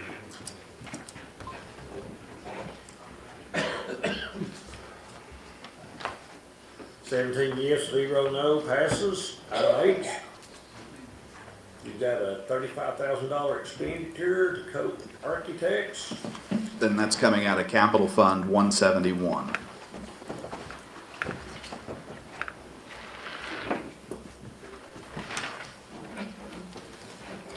Anybody got a question or comment for that? You want to speak to it? Everybody that wasn't in the budget, well, actually, it wasn't in the. This was recommended by the Facilities Committee today. I apologize, I did not bring this up in Budget Committee. But basically, we're getting to an area where the state is soon going to come in and tell us that we have to add on to probably 2 courtrooms, maybe 3. So this is a space study to start addressing that need. We're getting to where it's going to be a have to. The state is not going to ask us. One day they're going to come in and tell us that, yes, we do have to make this addition. Question or comment? Proceed to vote.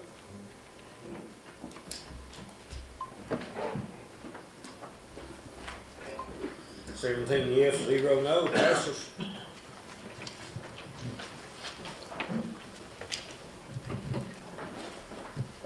Mr. Reed brought it to my attention that they are almost positive, yes, maybe, or not a no, for the tax relief for veterans and, Senior citizens, right, senior citizens. they did fund it $10 million plus, so it looks like it's good. We'll find out real quick. We'll entertain a motion to go home. So moved.